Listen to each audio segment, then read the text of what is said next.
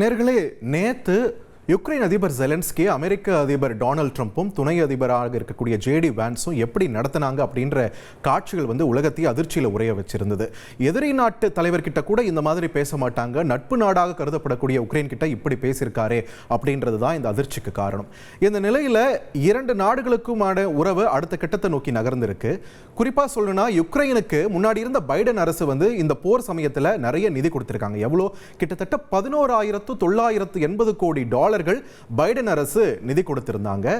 நிறைய போர் தளவாடங்களையும் கொடுத்து உதவி பண்ணாங்க. ஆனா இப்போ மாறி இருக்கக்கூடிய பொறுப்பேற்றிருக்கக்கூடிய இந்த ட்ரம்ப் அரசு ரஷ்யாவோட தான் அன்பு பாராட்ட நினைக்கிறாங்களோ அப்படின்ற கேள்வி எழுப்பும் விதமாக தான் ஜெலன்ஸ்கியை நேத்து நடத்தின விதமானது எழுப்பப்பட்டிருக்கு. இந்த நிலையில ஜெலன்ஸ்கி இப்படி நடத்தின விஷயத்துல ஜெலன்ஸ்கி தொடர்ந்து நேட்டோ அமைப்பில் எப்படியாவது சேர்ந்துடணும் அப்படின்ற தன்னுடைய ஆர்வத்தை தொடர்ந்து வெளிப்படுத்திட்டே இருக்காரு. இது சம்பந்தமா நேட்டோ அமைப்பு கிட்டே அவர் பேசினாரு. ஆனா நேட்டோ தரப்புல என்ன இருக்குன்னு பாத்தீங்கன்னா, அமெரிக்காவுக்கு சார்பான ஒரு நிலைப்பாடை எடுத்திருக்காங்க அப்படின்றதான் பார்க்க முடியும். நேட்டோ அமைப்புடைய தற்போதைய தலைவராக இருக்கக்கூடிய மார்க் ரூட் என்ன சொல்லியிருக்காரு ஜெலன்ஸ்கி கிட்ட? ட்ரம்புடனான உங்களோட நட்புறவை மீட்டெடுங்கள் அப்படின்ட்டு சொல்லியிருக்காரு.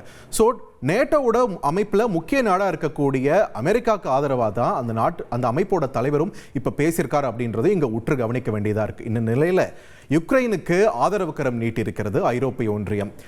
நேற்று டொனால்ட் ட்ரம்ப் அந்த மாதிரி நடந்துக்கிட்டதுக்கு பிறகு பல்வேறு நாட்டு தலைவர்களும் ஜெலன்ஸ்கிக்கு ஆதரவான தன்னுடைய கருத்துக்களை சமூக வலைதளங்களில் தொடர்ந்து பதிவு பண்ணிட்டு இருந்தாங்க. செய்தியாளர்கள்கிட்டையும் பேசினாங்க. ஸோ ஐரோப்பிய ஒன்றியத்தின் தலைவர்களை இன்று சந்திக்க இருக்கிறார் ஜெலன்ஸ்கி. பல்வேறு தலைவர்களை சந்திச்சுட்டு வரார். பிரிட்டன் பிரதமரையும் அவர் சந்திச்ச பிறகு இந்த போருக்கு முடிவுக்கு கொண்டு வருவோம் அப்படின்னு இங்கிலாந்து பிரதமர் கேர் ஸ்டாமர் சொன்னதையும் நாம பார்த்தோம். இந்த நிலையில பிரிட்டன் மன்னரான சார்லஸையும் ஜெலன்ஸ்கி சந்திக்க இருக்கிறார். பிரிட்டன் அரச குடும்பத்தின் மீது பாத்தீங்கன்னா டொனால்ட் ட்ரம்புக்கு ரொம்பவே மரியாதை அதிகம்.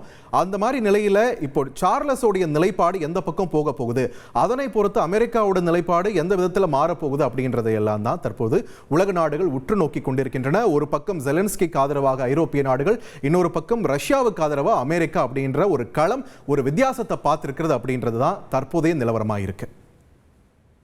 உங்கள் தந்திவன் தொலைக்காட்சியில் தெனாலிராமன் தினமும் மாலை 6 மணிக்கு காண தவறாதீர்கள்.